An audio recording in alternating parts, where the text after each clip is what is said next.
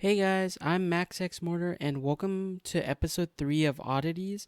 If you're new here, this is a series where I examine quirky, weird, strange, and macabre human history. In this episode, I will be looking at the curious case of a pilot that's buried in a small Texas town, but some people believe the pilot might not be of this mortal realm.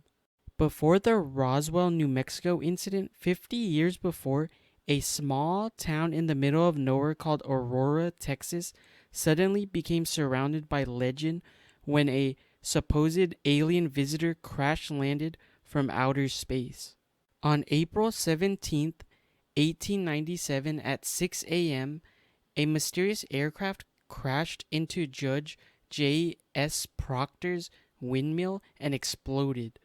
The pilot of the aircraft was an officer from a Fort Worth Army outpost. According to the story, the pilot who was killed and mangled by the crash but wasn't so badly damaged as to prevent witnesses from deducing he wasn't of this world and likely from Mars. The body was described as a petite and Martian. The airship was described as a cigar-shaped airship made from a mixture resembling aluminum and silver and was estimated to weigh several tons. Back then, UFOs were known as mystery airships. Reportedly, the wreckage from the crash site was dumped into a nearby well located under the damaged windmill, while some ended up in the alien's grave.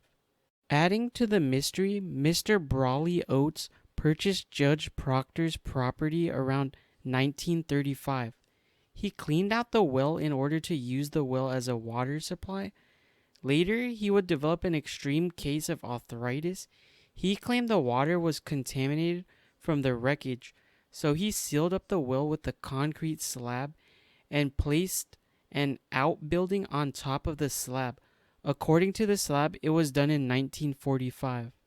A Dallas Morning News article by S.E. Haydon, he reported the pilot's name was T.J. Wims according to a reported Army signal. Wims was buried at Aurora Cemetery. He has a grave marker with a UFO on it, which was stolen back in 2018. A Texas Historical Commission marker was placed outside the cemetery, and it briefly mentions the mysterious incident. A 1980 Time magazine interview with Etta Pegues, an 86-year-old Aurora resident who claimed that S.E. Haydon made up his story, stating that Haydon wrote it as a joke and to bring interest to Aurora. The railroad bypassed us and the town was dying. Pegues further claimed that Judge Proctor never operated a windmill on his property. Well, that was an interesting one, guys, and this kind of feels like an episode of like the Twilight Zone or something. And like I never really heard of Aurora, Texas before researching it for this episode. So yeah, that tells you like how small the town is. I believe Etta Pegues' claims seemed within reason, and during this time, it was the heyday of a term called yellow journalism. It was used to describe a particular style of reckless and provocative newspaper reporting that was very popular during the late 19th century. So it's plausible that it all was a hoax and like maybe the mayor paid off that guy, who knows? Cuz this was the heyday of yellow journalism, and like that's basically like what clickbait is nowadays. So I don't know, she could be right, possibly.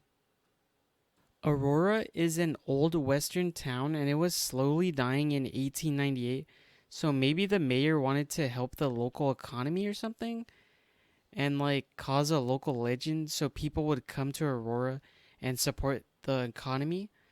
And the town calls the alien Ned, so maybe they needed a mascot, so it could be plausible that it was just a hoax. Maybe the unidentified alien was a dummy or something, and the goo was just fuel leaking from the crashed airship. But we'll never know, honestly, because it was in 1898.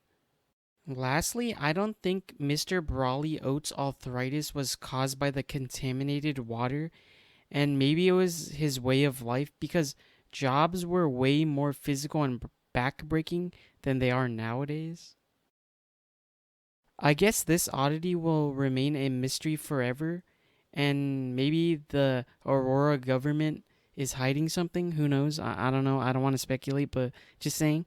Uh, Thanks for watching this video, guys. And if you guys enjoyed it, please give it a thumbs up and leave a comment because it helps this channel grow. So, see you guys next time. Bye.